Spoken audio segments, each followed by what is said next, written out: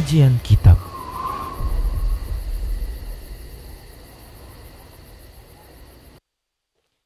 Bismillah. Assalamualaikum warahmatullahi wabarakatuh. Innal hamdalillah nahmaduhu wa nasta'inuhu wa nastaghfiruh wa na'udzu billahi min shururi anfusina wa min sayyiati a'malina. May yahdihillahu fala mudhillalah wa may yudlilhu fala hadiyalah. Wa ashhadu an la ilaha illallah wahdahu la syarika lah. Wa ashhadu anna Muhammadan abduhu wa rasuluhu sallallahu alaihi wasallam. Qala Allah tabaraka wa ta'ala, ya ayyuhalladzina amanu taqullaha haqqa tuqatih wa la tamutunna illa wa antum muslimun.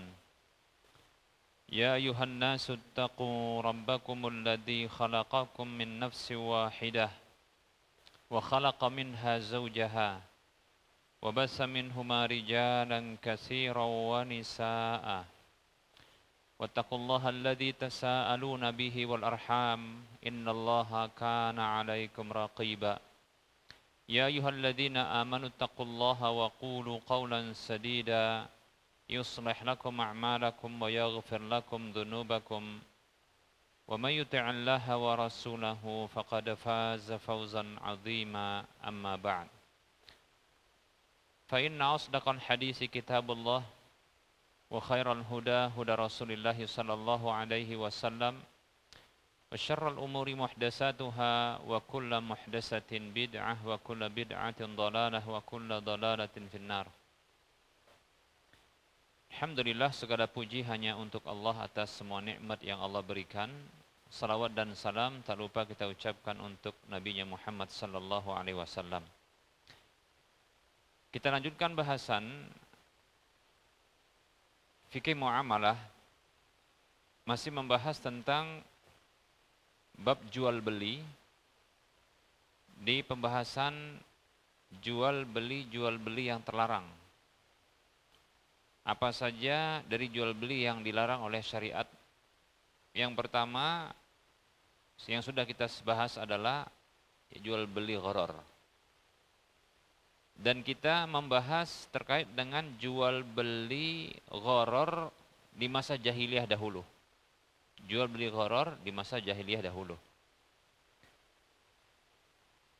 Di antara yang sudah kita bahas adalah jual beli mulamasah munabadah, demikian pula jual beli hablul habalah. Baik para hamba Allah rahimani wa rahmakumullah, berikutnya kita akan bahas jual beli hasah namanya. Hasah dari kata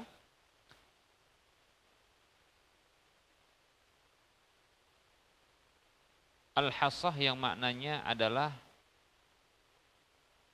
kerikil-kerikil kecil, yaitu batu-batu kecil.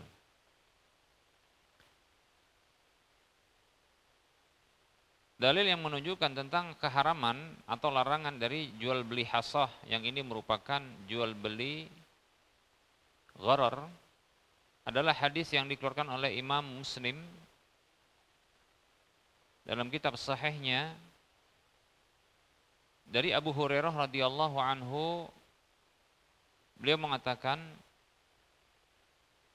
naha Rasulullah sallallahu alaihi wasallam an bai'il hasati wa an bai'il gharari. Rasulullah sallallahu alaihi wasallam melarang dari jual beli hasah dan dari jual beli gharar. Ini sudah kita bahas, disebutkan hasah padahal dia termasuk jual beli gharar karena memang ini yang populer, bisa dikatakan populer di zaman jahiliyah dahulu. Qala al-Imam an-Nawawi rahimahullahu taala fi syarh Muslim. Al-Imam an-Nawawi rahimahullahu taala mengatakan dalam penjelasan kitab Sahih Muslim di jilid yang ke-10 di halaman 156. Beliau mengatakan amma bai'ul hasati fa fihi salasu ta'wilat. adapun jual beli hasah, maka tentang definisi jual beli ini ada 3 makna. Ahaduha, yang pertama, an yaqula bi'tuka min hadhihi aswabi ma waqa'at alaihi al-hasatu allati armiha. Yang pertama, makna dari jual beli hasah adalah seseorang mengatakan, aku jual kepadamu dari pakaian ini apa yang terkena oleh batu yang aku lempar. Jadi maksudnya ada kumpulan pakaian yang cara jual belinya adalah ya dilempar pakai batu gitu, nanti yang kena dengan batu tersebut itu yang jadi dijual atau dibeli. Au bi'tuka min hadhil ardi min huna ila ma intahat ilaihi hadhil hasatu. Atau contoh yang lain adalah, aku jual kepadamu lahan ini dari sini sampai terhentinya lemparan batuku. Wah, hebat kali gini ya. Ini semakin kuat yang lempar semakin jauh, segitulah ininya. Luas dari lahannya yang dibelinya. Ya kalau seperti ini ya gharar jelas ya. Enggak jelas begitu dia batasannya. Ya. Berarti dengan nilai yang sama nanti setiap orang ini akan berbeda-beda, betul kan? Ya dengan nilai yang sama. Berapa contohnya? Oh, dia bilang, oh saya beli 100 juta lahan ini. Mungkin ini di perkampungan. Tapi modelnya lempar batu. Atau lempar sesuatu dilemparnya. Tergantung juga batunya besar atau kecil kan gitu ya. Kalau lah besar ya susah kali jadi lempar cakram. Ya gitu ya. Semakin sulit dia. Yang jelas, karena ketika tidak jelas, tidak ditentukan dia nilai objek dari barang yang ditransaksikan, nah ini menjadi gharar. Ya sudah kita sebutkan pada pertemuan yang lalu, di antara jual beli gharar itu adalah adanya jahalah atau ketidakjelasan pada objek barang atau objek transaksi. Nah ini nggak jelas. Walaupun tanah jelas, tapi ukuran nggak jelas. Nah, ini pasti akan menjadi pemicu munculnya persengketaan. Karena memang jual beli gharar itu diharamkan karena dia memunculkan potensi persengketaan. Itu diharamkan. Nah, dari sini kita kembali sampaikan bahwasanya ya apa saja yang menghantarkan kepada persengketaan, perselisihan itu haram. Haram. Ya, diharamkan. Bersengketa itu haram. Ya, oleh karenanya mendamaikan itu diperintahkan. Allah berfirman, a'udzubillahi minasyaitonirrajim, innamal mu'minuna ikhwatun fa aslihu baina akhawaykum wattaqullaha la'allakum turhamun. Sesungguhnya orang-orang beriman itu hanyalah mereka bersaudara, maka damaikanlah di antara saudara kalian dan bertakwalah kepada Allah agar kalian dirahmati. Surah Al-Hujurat ayat 10. Baik, nah seperti itu para hamba Allah rahimani wa rahimakumullah. Nah ini bentuk makna dari jual beli hasah. Hasah itu tadi batu ya atau kerikil gitu, batu ya. Baik, wasani yang kedua maknanya adalah an yaqula bi'tuka ala annaka bil khiyari ila an armi bihadhil hasati, bihadhil hasati. Yang kedua, makna dari jual beli hasah, jual beli batu itu adalah seseorang mengatakan aku jual dengan kesepakatan bahwasanya engkau itu punya hak pilih untuk lanjut atau batal sampai aku melemparkan batu ini. Ya. Jadi selama belum dilempar ya silakan mau memilih ya atau lanjut batal. Jadi kalau sudah dilempar batunya, udah nggak ada lagi hak pilih. Nggak bisa begitu, namanya kan berarti memotong hak pilih bagi orang untuk lanjut atau batal. Nggak boleh. Kalau pribadinya, tentunya sang penjual tadi mengatakan, oh saya nggak pakai hak khiyar saya di sini, hak pilih saya nggak saya pakai, gitu ya. Saya sudah cabut. Jadi kalau saya tetap lanjut, nah kalau Anda silahkan. Gitu mestinya, ya. Jangan orang lain yang kalau sudah dipegang itu, nanti saya buang begini, nggak ada lagi hak pilih untuk batal, harus lanjut. Nah itu nggak bisa, ya. Baik, kemudian wasalisu yang ketiga, an yaj'ala nafsar ramyi bil hasati bai'an fayaqulu idza ramaita hadha saw idza ramaitu hadha sauba bil hasati fahuwa mabi'un minka bikadza. Yaitu pelaku transaksi, kedua pelaku transaksi menjadikan pelemparan batu itu sebagai jual beli. Ia katakan apabila aku melempar pakaian ini dengan batu, maka itu adalah ya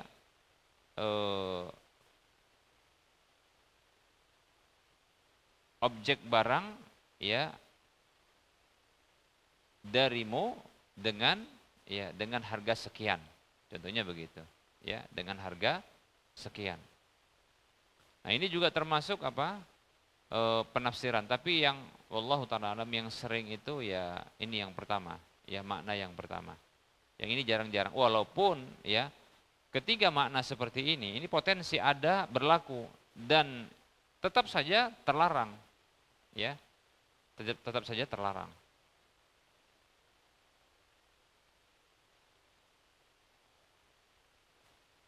Baik para hamba Allah rahimani wa rahimakumullah. Tapi bukan berarti kalau jual beli batu terlarang ya. Contohnya batu bata, split, apa lagi?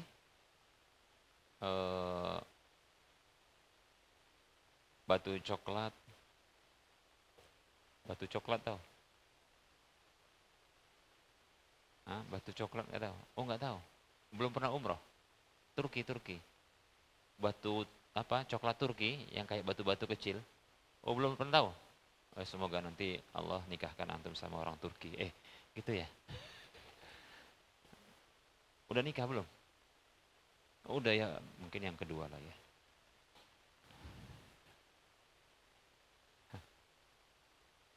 Baik ya. Ya semoga Allah mudahkan antum untuk umroh nanti ya. Tapi sebenarnya nggak perlu umroh juga bisa tengok batu ini. Ya. Iya oleh-oleh umroh di toko-toko oleh-oleh umroh itu banyak juga ya. Dia bentuknya kayak batu-batu kecil, tapi dia coklat. Nah, gitu. Bukan itu ya maksud dari larangan jual beli batu, bukan ya. Ya bukan berarti sesuatu yang sifatnya batu-batu begitu dia itu jadi haram jual belinya, bukan ya, bukan dilarang. Jadi jual beli batu yang dimaksudkan adalah seperti yang sudah kita sampaikan ini. Yang dia aslinya adalah nggak jelas, ya, nggak jelas. Kalau tadi model dilempar batu, ya, sehingga nanti jenis dengan melempar batu, sehingga nanti yang terkena batu tersebut itulah yang dia dibeli.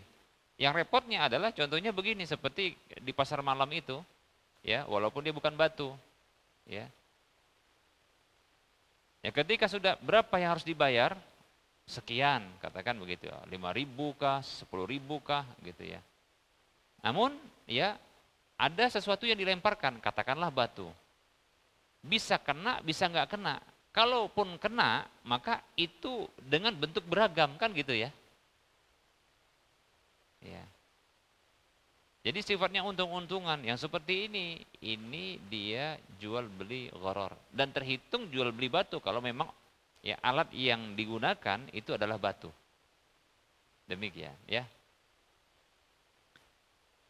Nah gitu juga nih beli lahan yang kayaknya ini yang populer ini orang dulu ya. Gimana cara ngasih patoknya? Ya gitu dilempar dulu dia kan sejauh-jauhnya, habis itu nanti dipatokin sama dia gitu. Nah ini juga termasuk jual beli gharar kalau begini modelnya. Baik para hamba Allah rahimani wa rahimakumullah.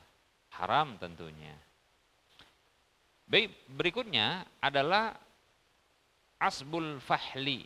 Ini termasuk jual beli gharar zaman dulu. Ya, kalau hasah itu juga zaman dulu, zaman sekarang juga dipakai.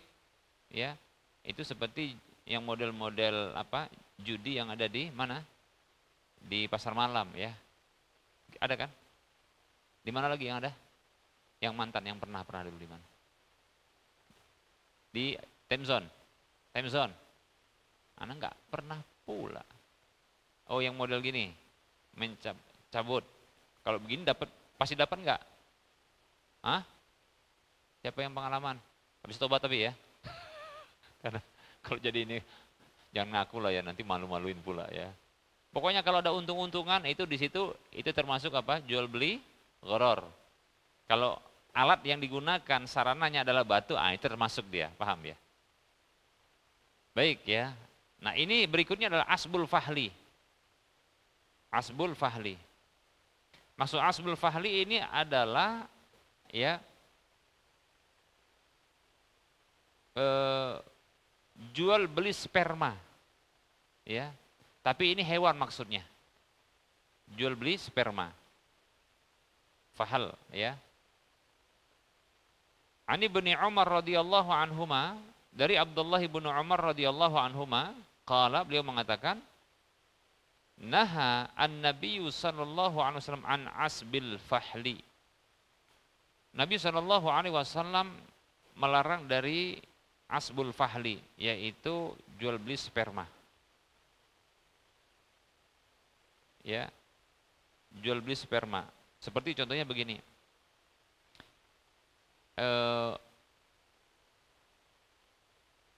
Ada pejantan, hewan pejantan yang dimiliki oleh seseorang, lantas ya dikandangkan dengan kandang yang sama pada apa?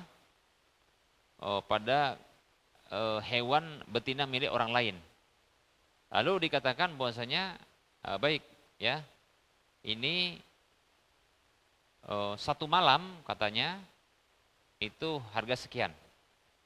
Nah, begitu.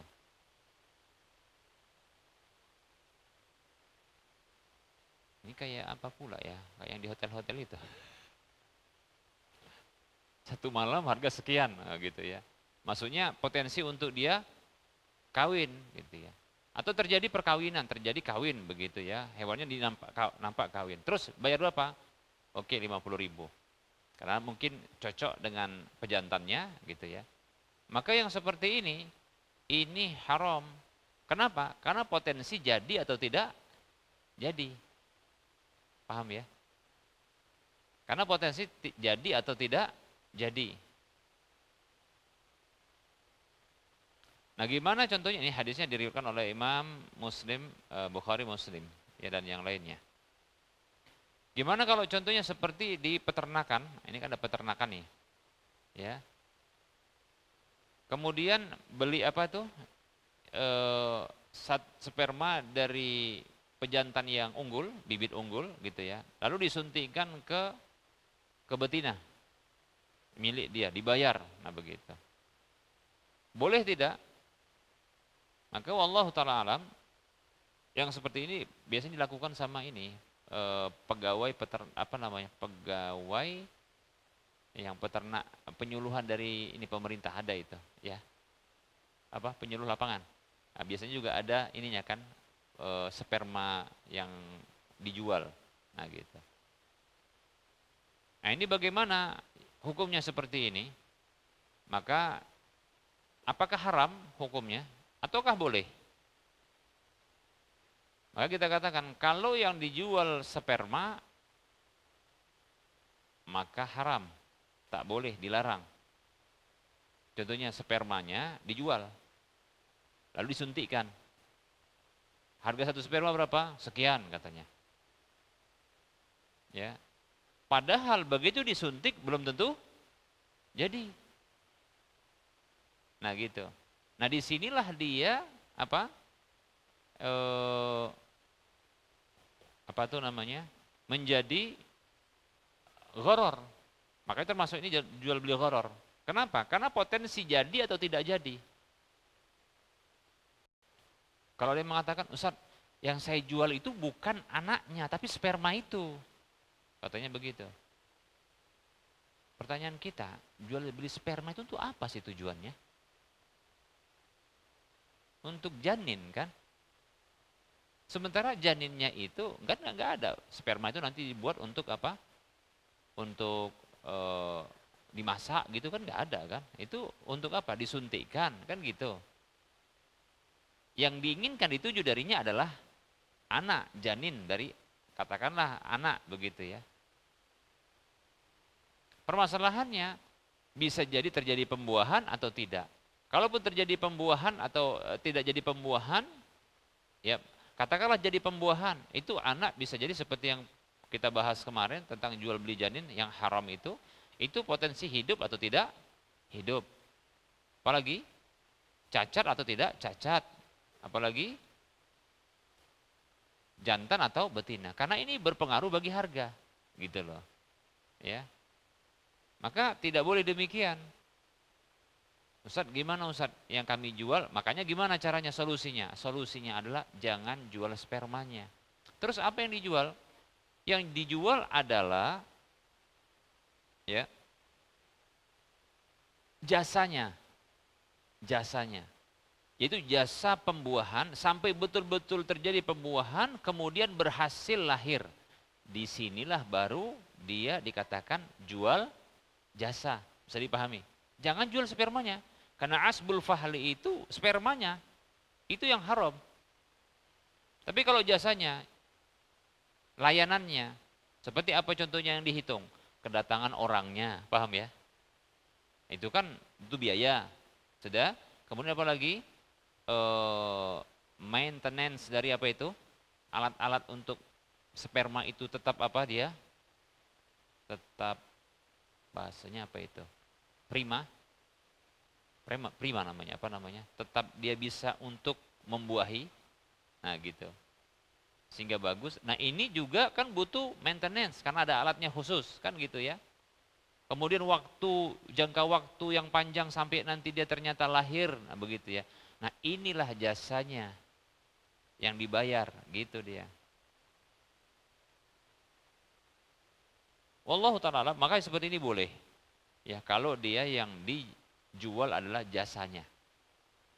Jadi jangan yang dijual apanya? Sperma pejantannya, demikian. Bisa dipahami kira-kira? Kita ulangi.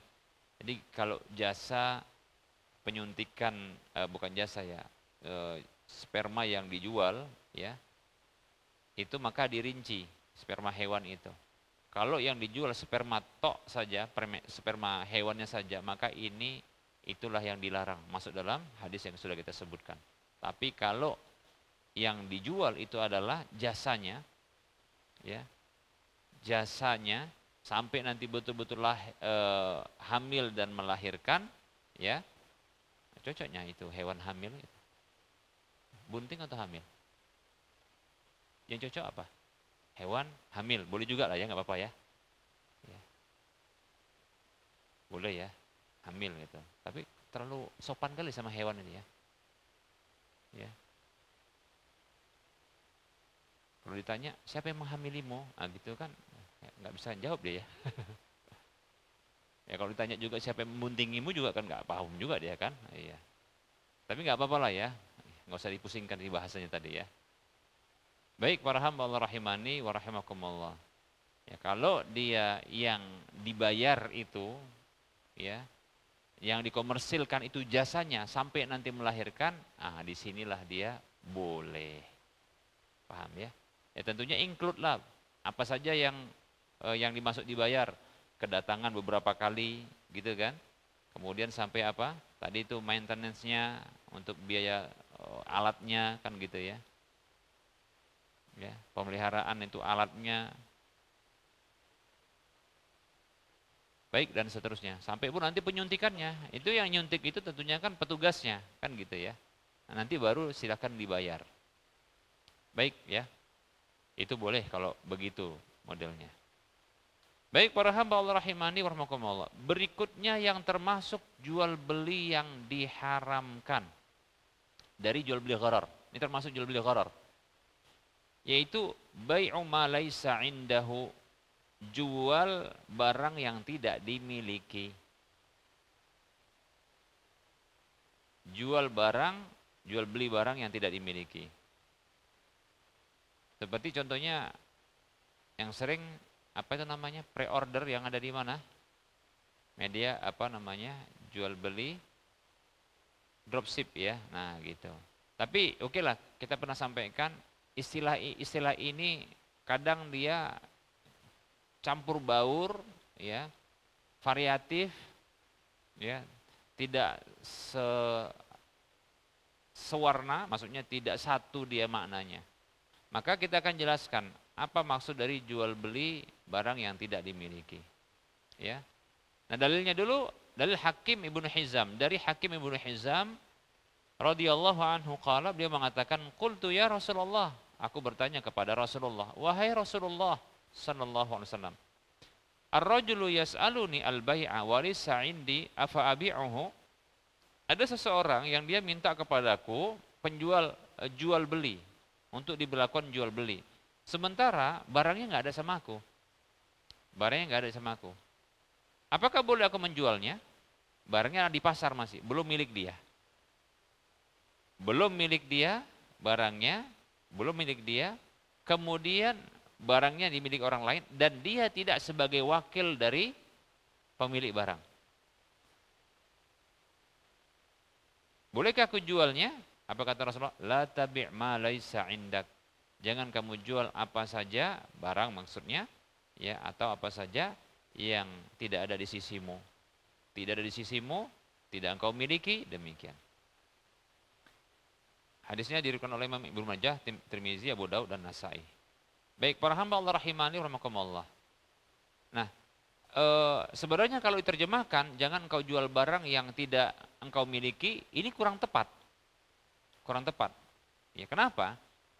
Karena ya, menjual barang yang tidak dimiliki bisa jadi benar dan boleh sah ketika dia menjadi wakil dari sang pemiliknya. Walaupun itu barang bukan milik dia, paham ya? Nah, gitu.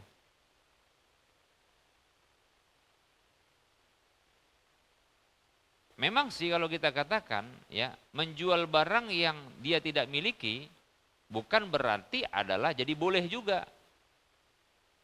Maksudnya jangan kau jual barang yang bukan jadi milikmu. Iyalah. Contohnya ya, kan banyak mobil tuh parkir sana. Ada orang datang tiba-tiba diajaknya, ini ku jual nih. Mobil ini katanya. Enak kali dia. Kita parkir mobil di situ. Ada orang datang dia jualin mobil kita di situ ya. Nih, tak jual saja katanya apa?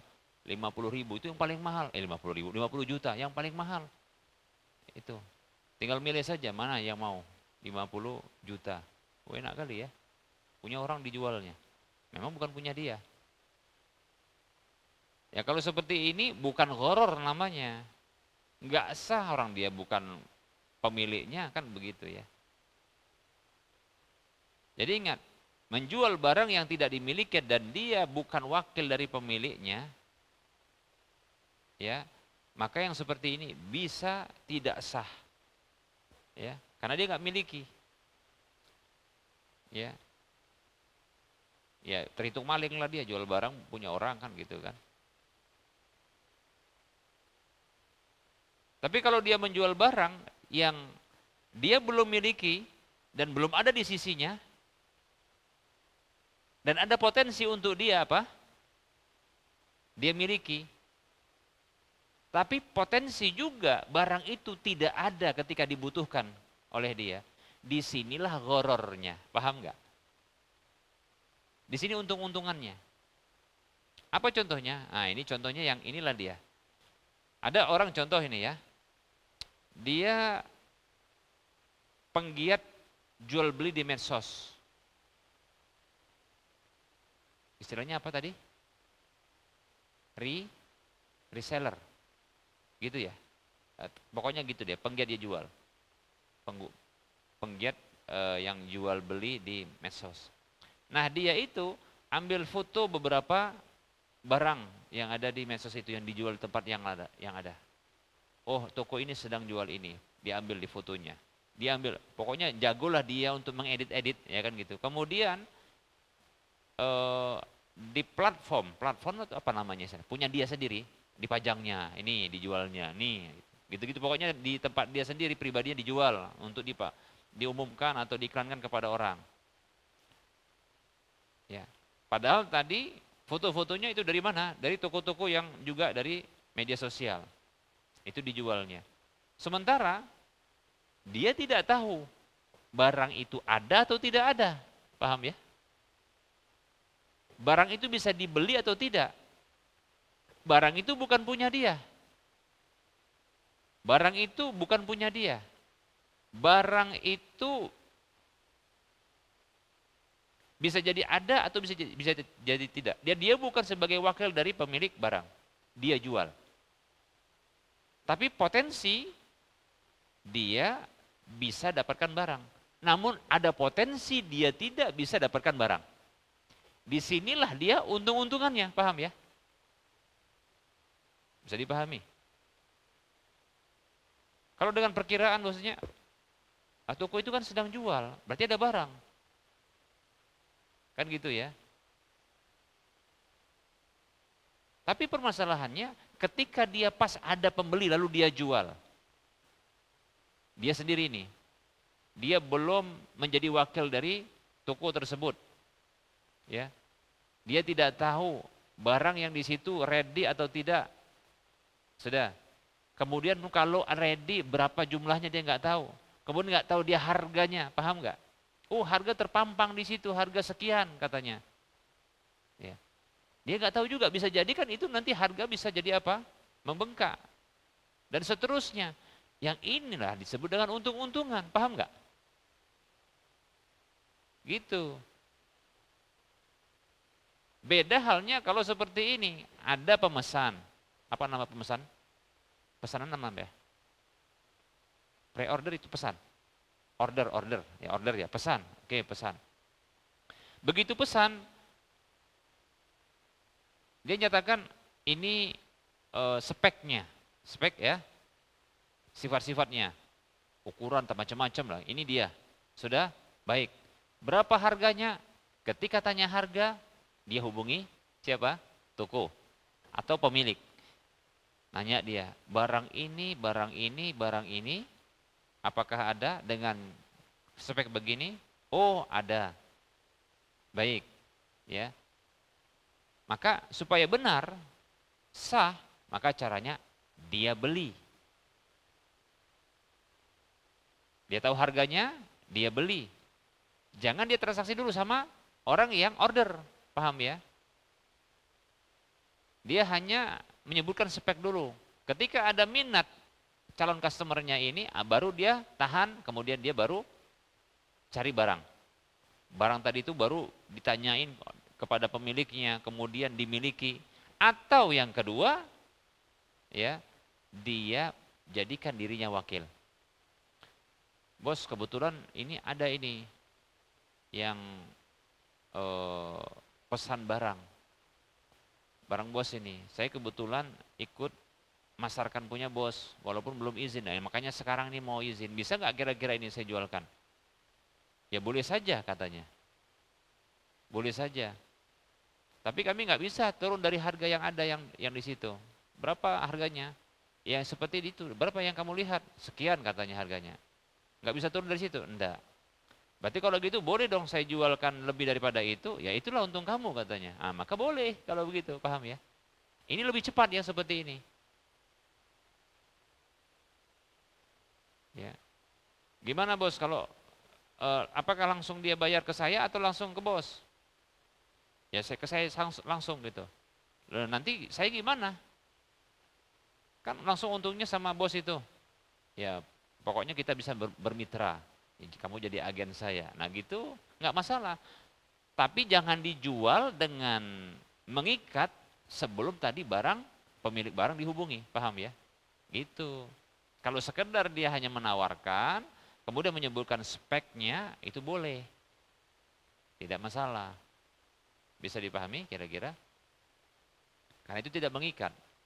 Tapi kalau menjual belikan barang yang jual belinya mengikat, sementara barang itu belum ada sama dia dan dia bukan pemiliknya dan dia juga belum jadi wakil dari sang pemiliknya, maka tak boleh seperti itu. Kenapa? Karena tadi dia untung-untungan. Bahkan luar biasa tadi kita katakan, barang itu ada atau tidak ada. Karena bisa jadi mungkin satu toko itu dia lupa take down, menurunkan satu produk item yang dipasarkan ternyata sudah habis. Lupa mungkin dia atau adminnya kurang cepat gitu kan. Nah, itu pula yang dipasarkan gitu kan. Ada pula yang tiba-tiba karena dia juga butuh supaya jadi rebutan. Ada pula sama orang yang baru tadi itu yang jadi penggiat jualan. Itu yang dipasarkan. Rupanya barang ini sudah habis. Cuma lupa saja ini tokonya tadi menurunkannya gitu ya. Dihapus juga. Terjual sama orang, dijual sama dia harga berapa sekian katanya. Ditransfer. Mau gawat ini barang nggak ada. Paham ya? Di mana dia mau cari? Duit sudah di-share, sudah ditransfer. Sudah. Atau ada barang tapi bisa jadi kurang ketika mungkin belinya banyak. Atau ada barang tersebut dan kita katakan dengan jumlah tertentu yang sesuai dengan dipesan. Hanya saja harganya bisa jadi berubah, nggak jelas, paham kan? Nah seperti ini, inilah yang dia gharar, nggak jelas, haram lah dia, paham ya? Baik.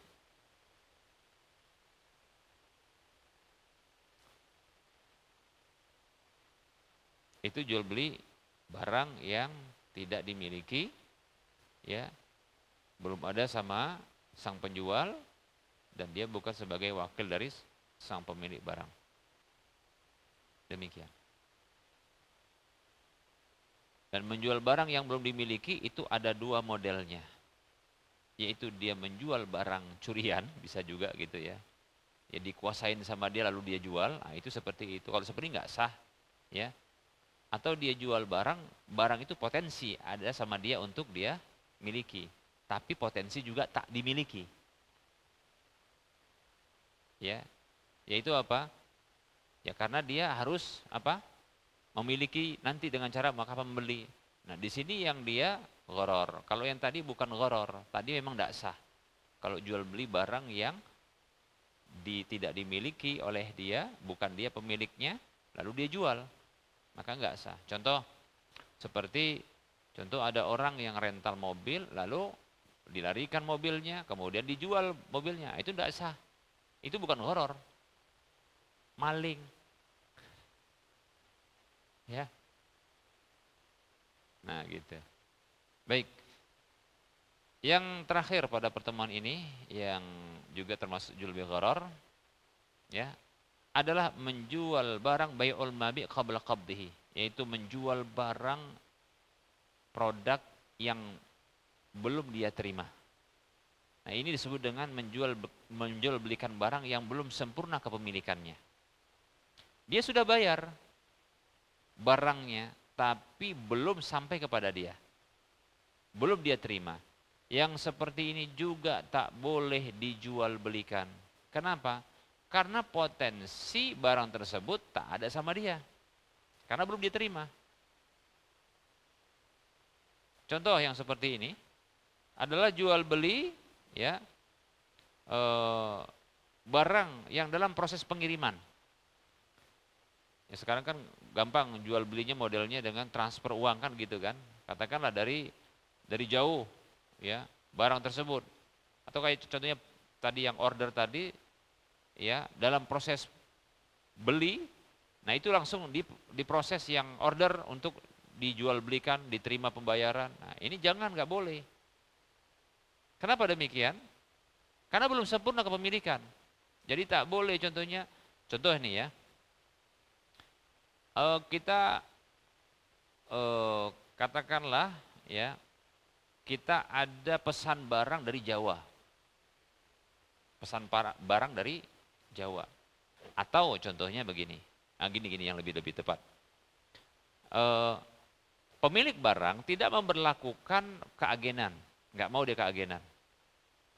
Agen yang modelnya lepas, nggak bayar dia nggak mau. Dia harus kalau pesan walaupun akan dijual lagi harus apa? Bayar, transfer uang, paham ya? Transfer dulu uangnya baru nanti dia bayar. Kita sudah iklan. Sudah ada pembeli katakanlah di Aceh. Oke. Lewat kita. Lalu kita bilang sama yang pemilik barang atau produsen barang, tolong barang yang sekian ya, spek ini, tipe ini, merek ini atau katakanlah dengan barang tertentu sudah dipesan dengan jumlah tertentu, tolong kirim ke Aceh. Berapa harganya? Sekian, transfer. Sampai ya? Sampai, oke. Tapi langsung ke Aceh. Paham ya? Dari Jawa ke Aceh. Padahal tadi uang di mana? Sudah ditransfer. Barang tidak sampai kepada dia, kepada penjual ini, kan gitu ya. Nggak sampai ke dia, tapi langsung ke customernya. Yang seperti ini menjual barang yang belum dimiliki, tidak boleh. Mana dalilnya yang menyatakan tak boleh? Ini hadis yang dikeluarkan oleh Imam Bukhari Muslim. Ini lafaz Imam Muslim dari Ibnu Abbas radhiyallahu anhuma, Rasulullah bersabda sallallahu alaihi wasallam, "Mani bata'a ta'aman fala yabi'hu hatta yakbidahu." Siapa saja yang membeli makanan.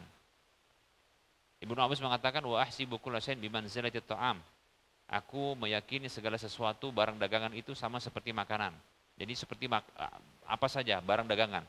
Maka jangan dia jual kembali sampai dia serah terima kepada dia. Kenapa? Karena di sini masih ada muatan untung-untungannya, masih ada ghorornya gitulah, bukan untung-untungan, ghorornya, nggak jelasnya. Di mana? Coba perhatikan. Coba perhatikan. Ini kayaknya udah pernah kita bahas ini. Tapi coba perhatikan. Mungkin dengan penjelasan ini mudah-mudahan semakin jelas. Baik, contoh. Tadi saya penjualnya. Ada pemesan dari mana? Dari Aceh. Lalu saya langsung pesan kepada produsen barang di Jawa. Tolong kirimkan barang ke alamat ini di Aceh. Dengan spek ini. Baik, berapa total? Sekian. 50 juta. Saya kirim, 50 juta. Baik, langsung kirim barang. Pertanyaannya. Ketika terjadi kerusakan pada barang tersebut, sampai sana rusak barang, sampai Aceh rusak, difoto sama dia, begitu sampai difoto sama dia atau divideokan, oh ini barang sudah sampai, gitu dibuka, barang-barang tersebut rusak semuanya, dikirim ke saya.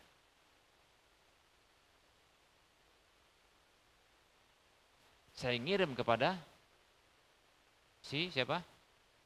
Si customer. Produsen. Produsen ngirim sama kurir. Muter-muter kemana lah ini, mau siapa yang tanggung jawab ini? Soalnya dia sudah juga transfer uang ke saya, paham ya? Dia beli dari saya. Sudah? Saya beli dari siapa? Di sana. Siapa yang bertanggung jawab terhadap barang? Siapa? Coba sebutkan siapa yang bertanggung jawab atas barang.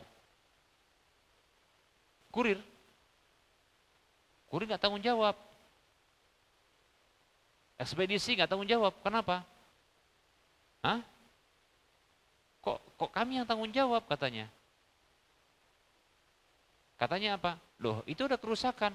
Dari mana kok Anda tahu kerusakan? Itu dari kami. Jangan-jangan memang dari apa? Produsen.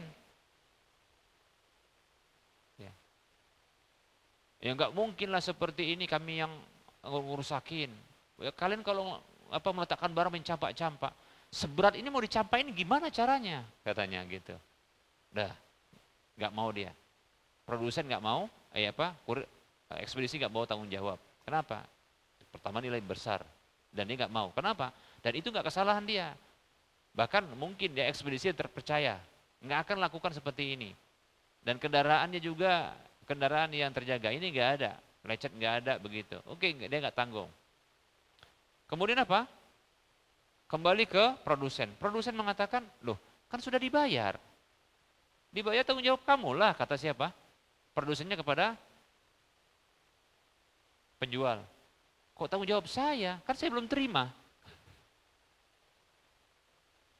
Masalah kan? Masalah tidak? Masalah. Terus akhirnya, ya pokoknya uang sudah sampai, saya nggak mau tanggung jawab, kata siapa? Produsen. Waduh, gimana ini?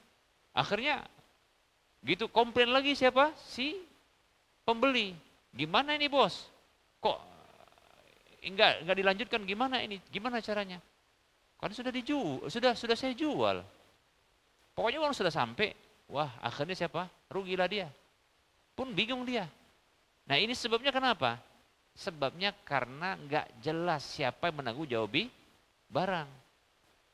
Kalau seandainya tadi barang sudah sampai, maka yang seperti ini bisa diputus. Gitu sampai kemana? Ke saya, contohnya saya sebagai penjualnya, sampai dulu ke saya cek dulu, aman, sudah. Kata siapa? Kata si pembeli, kata produsennya, kalau sudah barang sampai dan aman, sampaikan kepada kami. Udah, barang sampai, gimana aman? Aman. Kan lepas, sudah, dia lepas. Kemudian baru saya kirim kemana? Ke customer. Begitu sampai ke customer, maka di sini bisa diputus dengan apa? Siapa yang tanggung jawab kalau ada kerusakan? Setidaknya saya tanggung jawab. Atau saya Uber nanti siapa? Ekspedisi. Nah gitu. Tapi kalau tadi muter-muter, siapa ini tanggung jawab? Banyak sekali. Itulah sebabnya kenapa ya itu harus diterima terlebih dahulu. Baru boleh dijual. Kenapa? Dipastikan nanti kerusakan ini siapa yang harus tanggung jawab. Paham nggak? Itu dia. Karena tadi kalau terjadi kerusakan, ada cacat. Sementara cacat itu tadi itu bisa jadi memang dalam perjalanan, bisa jadi memang dari asalnya. Ini yang membuat orang akan lepas tanggung jawab. Siapa yang bertanggung jawab? Penjual tanggung jawab, lepas tanggung jawab. Kemudian produsen juga lepas tanggung jawab, demikian. Nah seperti itu. Yang jelas ini dilarang, ya. Dan di antara hikmahnya sudah kita sebutkan. Wallahu ta'ala a'lam. Baik, ini dia jual beli gharar. Insyaallah jual beli gharar ya kita cukupkan. Nanti insyaallah ta'ala kita lanjutkan kepada jual beli ya, yang terlarang lainnya. Wallahu ta'ala a'lam. Kita buka sesi soal jawab. Tersisa sedikit waktunya, silakan langsung kalau mau bertanya. Silakan.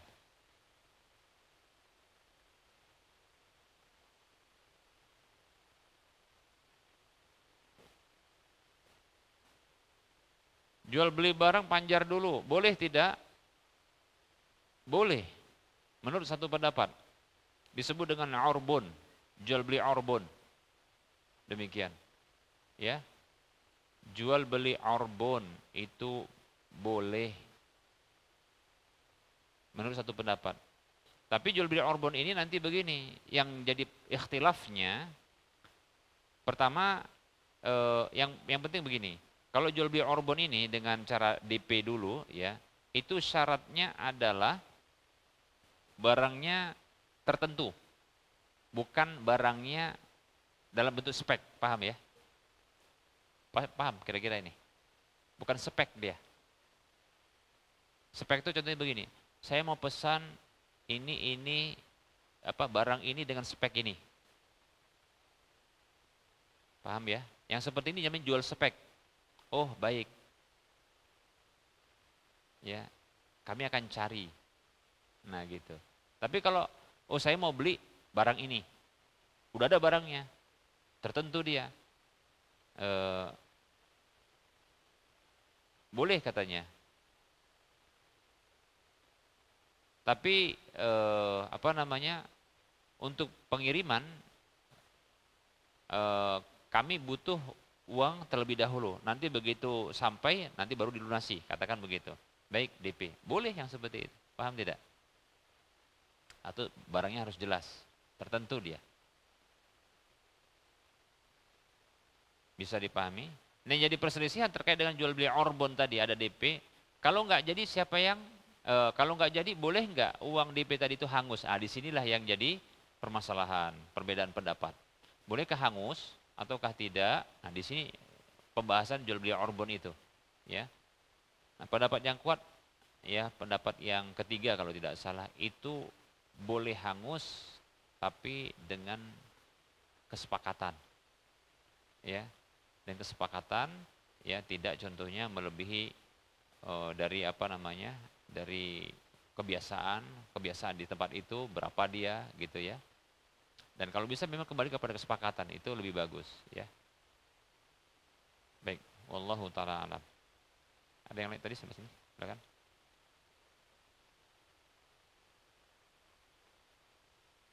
Online. Apa? Sparling. Oh, sebarling. Oke, sebarling. Affiliate namanya ya.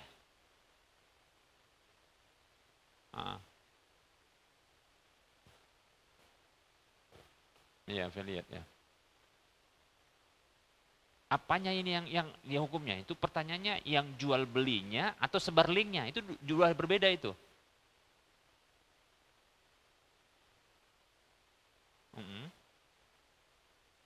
Baik, berarti ini jasa iklan namanya, kan gitu ya. Bukan jual belinya kan? Oh iya, bukan kan? Tapi jasa iklannya kan? Boleh tidak seperti itu? Tergantung link yang disebarkan. Kalau link porno nggak boleh lah. Minuman keras, ya. Berarti dilihat apa objek produknya, objek transaksinya yang dijual apa sama dia, nah, gitu kan. Kemudian link tersebut, jadi objek transaksinya apa? Maksudnya objek barang yang dijual apa? Satu, pastikan halal dulu. Kemudian cara iklannya, gimana bentuk cara iklannya? Iklannya tengok ada nggak suara musik-musik. Nah itu dia. Kalau musik-musik nggak boleh, karena akan ditengok musik-musik. Senang pula nanti joget-joget dia. Atau ada video perempuan yang menampakkan aurat. Nah gitu, paham ya? Dan seterusnya.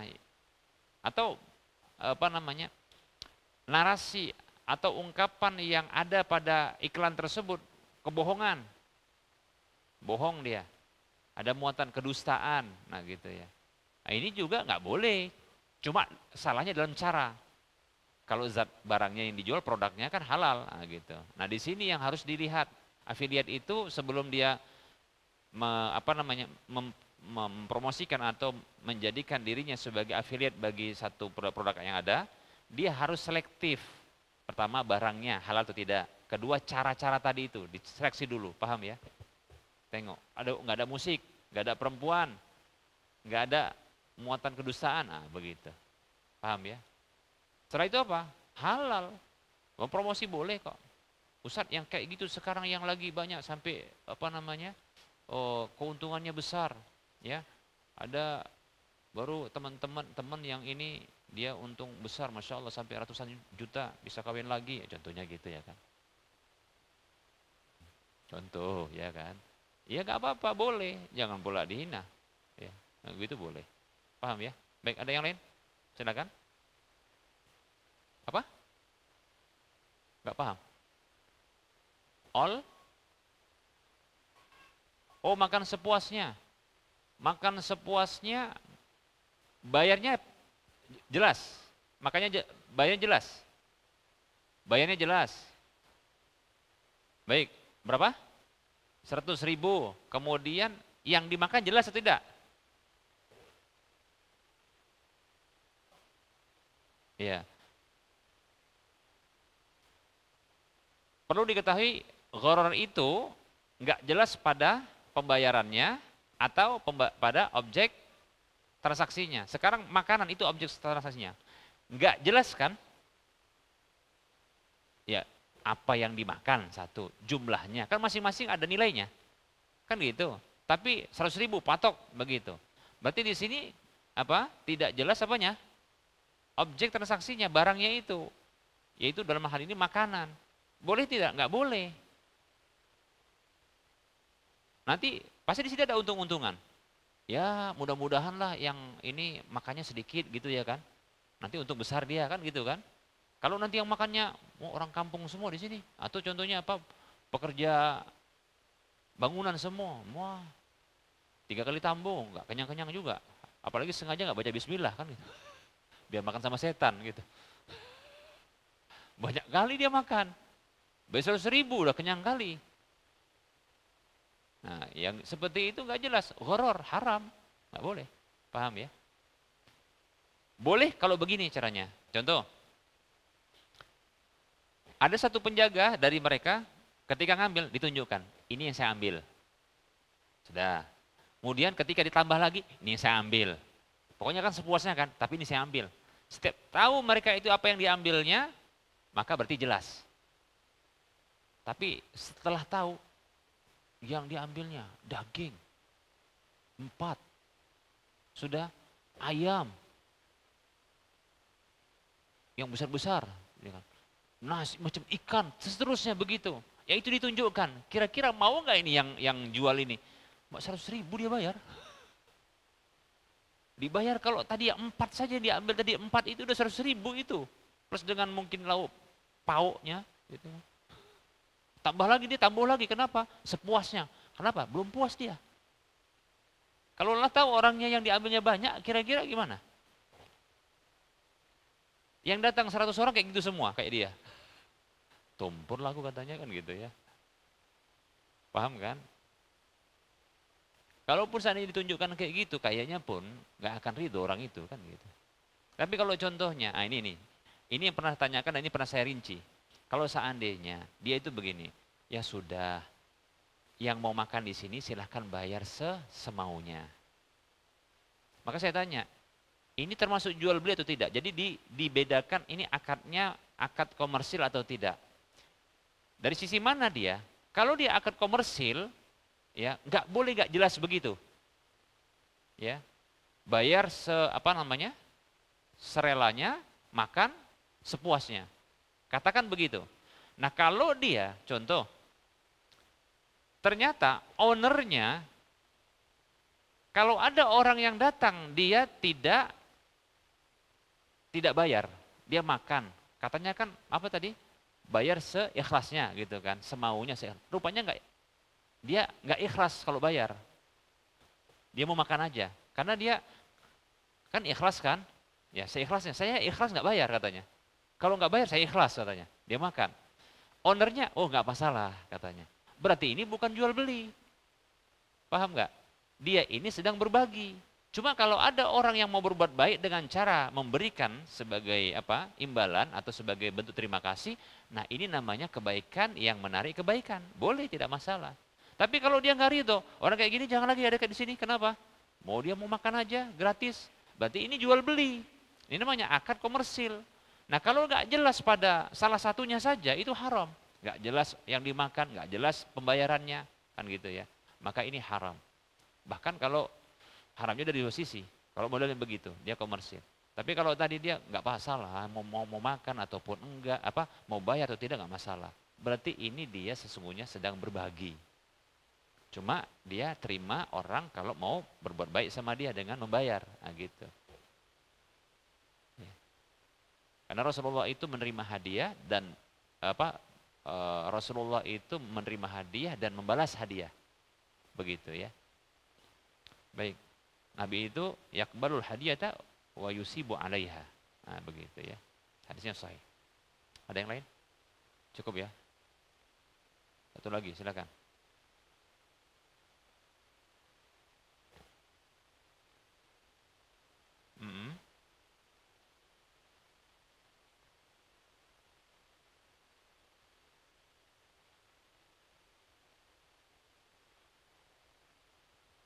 Gratis ongkir.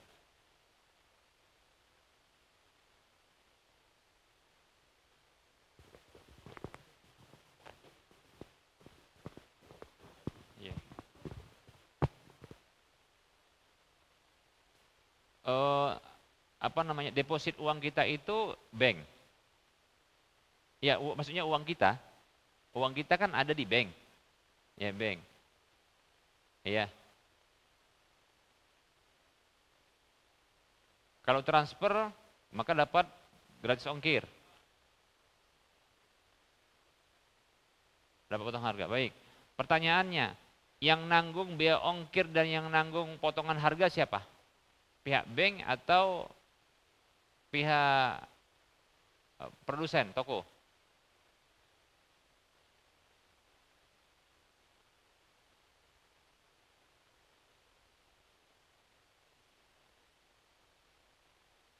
Baik, kalau COD, ada nggak kayak gitu juga layanannya? Kalau COD. Jadi kalau contohnya mau COD dia bayar langsung, dan kalau dia lewat transferan bank ya itu sama dia, maka ini nggak khusus bagi pengguna atau penabung atau nasabah. Kalau seperti itu maka nggak masalah gratis ongkirnya. Paham ya? Karena nggak khusus. Ternyata COD kalau kita nggak pakai bank itu pun bisa juga dia dapat seperti itu. Ini bisa dipastikan berarti ini adalah dari toko gitu, atau memang dari Shopee-nya, atau pokoknya dari situlah ya. Ya. Karena nggak khusus, tapi kalau dia khusus ini yang bahaya. Bisa dipahami? Kalau yang khusus tadi contohnya kalau dia bayar lewat bank itu apa? Ada pemotongan harga, tapi kalau contohnya dia nggak apa? Kalau dia COD bayar semuanya, ditanggung semuanya, yang seperti ini dia riba. Bisa dipahami ya? Karena itu layanan pasti dari perbankan tersebut. Nah gitu. Wallahu ta'ala alam, kita cukupkan, mudah-mudahan bermanfaat. Wassalamualaikum warahmatullahi wabarakatuh. Wa ala alihi wa ashabihi ajma'in. Subhanakallahumma wa bihamdika asyhadu an la ilaha illa anta astaghfiruka wa atubu ilaika walhamdulillahi rabbil alamin. Assalamualaikum warahmatullahi wabarakatuh.